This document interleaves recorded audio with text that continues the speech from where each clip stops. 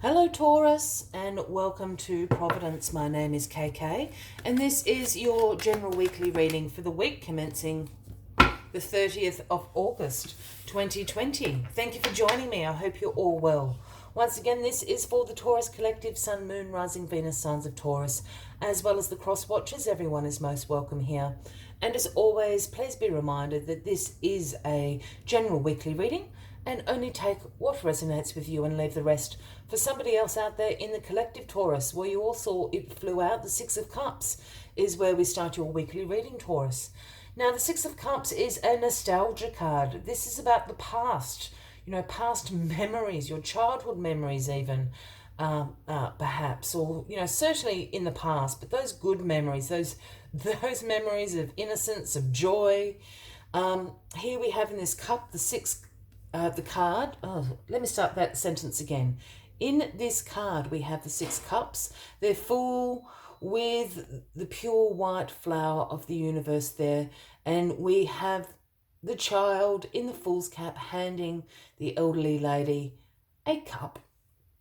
But this card is really about this elderly lady here. It's about her memories from the past. That's her as the child. This card often shows up when all of a sudden you get a phone call or an email, or you see someone in the street that you haven't seen for a very long time, and someone that used to be very close to you, and they're coming back into your life to cross paths to remind you of something from that time.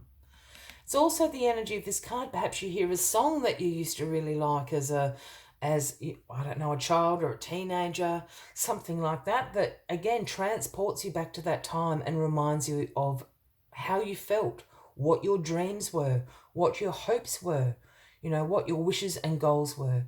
There's something about your past this week that is brought to the fore.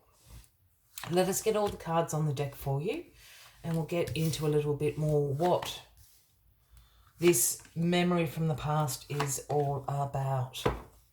Well, the card at the bottom of the deck for you this week is the Hangman. So this is the overarching energy. And the Hangman is a wait card. It's a pause card. It's not an action-orientated card. And the Hangman asks you two things: to look at something from a different perspective. And perhaps this is why the past is coming into it. Look at something from a different perspective. It's also a card that asks you to let go of something that no longer serves you, is, no longer serves the path that you are now walking. Perhaps it once did, and that's fine. But now it's time to wish it well and to let it go. Look at something from a different perspective. Excuse me, sorry, Taurus. And I think this new perspective perhaps is an old perspective. Perhaps it's a perspective you used to have in the past when the whole heaviness of life wasn't on you. Perhaps sometimes that heavy life feeling, to have a look, because what's crossing you this week is the Ace of Pentacles.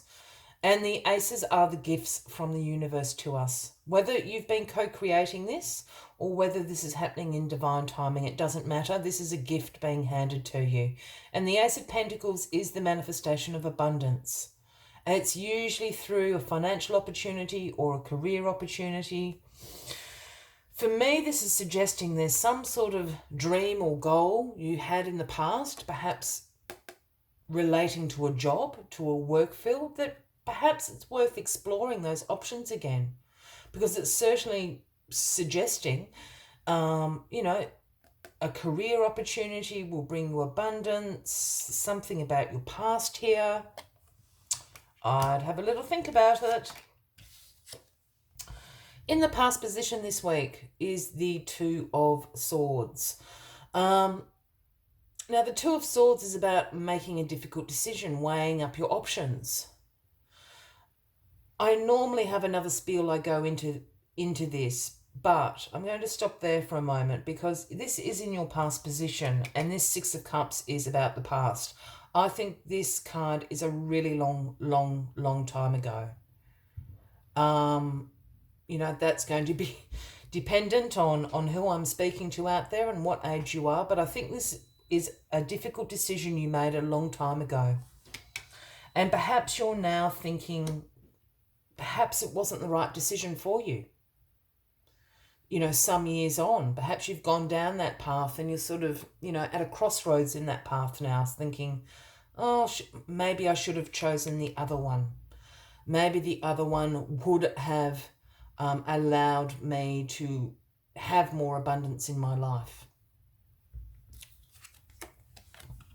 The Knight of Pentacles is in your grounding position this week. The Knight of Pentacles is the slowest moving knight in the tarot, but for very good reason, because the Knight of Pentacles brings the offering about hard work. And again, I normally sort of have this train of thought with the Knight of Pentacles, but I've got a completely different train of thought in your reading at the moment, Taurus. I mean, this essentially could be you, Taurus. You have worked very hard. You have seen progress and productivity in your life. I think the other thing about this is if you are considering a change of direction in your job and your career, you're thinking about perhaps going back and studying something else, I don't know, whatever the case may be for you, this Knight of Pentacles energy is going to be great, because this is about routine. This is about being methodical. So before you make any big decisions, as the Hangman would suggest over here, just do your research. And this Knight of Pentacles is such a good energy to do your research with. The Knight of Pentacles is so methodical. So use that energy wisely, Taurus, before you make any big decisions. And you've got the Queen of Pentacles. It's all about you, Taurus. The Queen of Pentacles sitting in your crowning position. Well, this is essentially you, Taurus, a man or a woman. I don't read gender into the cards, but this is you in your personal power. And in particular, providing that financial security, for your family, your tribe, your community, whatever that may mean to you. It's also about the practical energy of the Queen of Pentacles. The Queen of Pentacles is an ace at organisation, time management, having multiple priorities, and time managing it all beautifully. And there's something in this whole reading about you using your practical qualities. I think it goes back to, if this is a change of direction for you, or you're thinking about having this change of direction, be really practical about it. Really go through the pros and cons lists. Really take your time, as I said, to research methodically what that's going to mean for you. The other thing with the Queen of Pentacles for me is the Queen of Pentacles is exceptionally good at the budgets, the spreadsheets, all that sort of work, which you also, Taurus, can be, quite clearly are very good at. I'd be doing that sort of work this week as well. If you're really seriously considering this, crunch the numbers. Work out if this is going to be the manifestation of abundance in your life, if this is going to put you in a better position, or how you're going to juggle that perhaps in the transitional period. The Emperor. Wowee. The Emperor in your outcome card. Well, this is the Aries card, Taurus, if that resonates with anybody out there. And there's a few things going on for me with this Emperor card.